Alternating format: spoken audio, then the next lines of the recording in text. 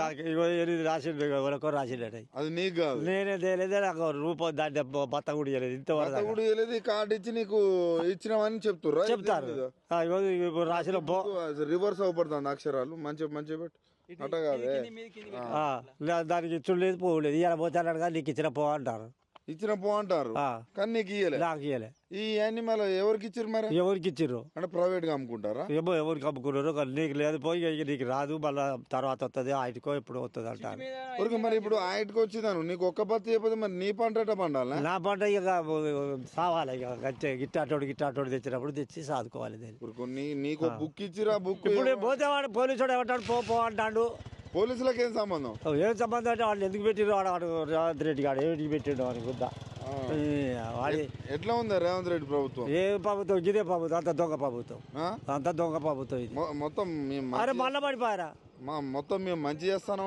మంచి చేస్తే 8 బత్తాలు మందికి ఇచ్చి నాకు ఇవ్వలేదు. 8 బత్తాలు ఎవరికి బాగు చేసిండు వాడు పోలీసులో పెట్టి పో అంటాడు వాడు. నీకు ఇచ్చిన ఇచ్చిండని చెప్తాడు. నాకు ఆడిచ్చాడు. ఎట్లనే మరి ఇప్పుడు నీ యూరియా దొరకపోయింది పరిస్థితి? తెచ్చిన కాడ బాధలో మొట్ట జీకాల తెచ్చుకోవాలి అంతే. ఎట్లనే కేసీఆర్ ఉన్నప్పుడు ఎట్లుండే? కేసీఆర్ ఉన్నప్పుడు ఇంటికి వచ్చేది బస్తాలు. ఇంటికి వచ్చేది బస్తాలు సూపర్ వచ్చేది బస్తాలు. ఇప్పుడు ఎందుకు రావట్లేవు మరి? ఇప్పుడు రావట్లేవు. పోతే నిలబడి అప్పుడు లైన్లో నిలబడ్డప్పుడు ఇచ్చిండు. మనిషికి 1 2 ఇచ్చినాడు. ఇక గాడితోనే చదువుకొని ఇట్టాటోళ్ళు తెచ్చుకున్నప్పుడు ఇంకా 10 ఏళ్ళు ఉంటాడు. ఇంకా 10 ఏళ్ళు ఉంటే ఇక రైతులు అందరూ వాడి దగ్గరికి పోతారు. ఆయన దగ్గర పోయి పక్కేసుకొని పంటారు.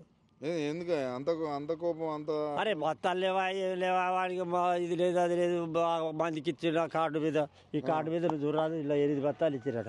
చూడు బాబు మాకేమో చదువు రాదు. రాసిర్రు. ఎవరికి ఇచ్చిరి? నీ పేరు మీద రాసిర్రు. నేను పొంది బత్తాలు మాత్రం నీకు నాకు ఇయ్యలే.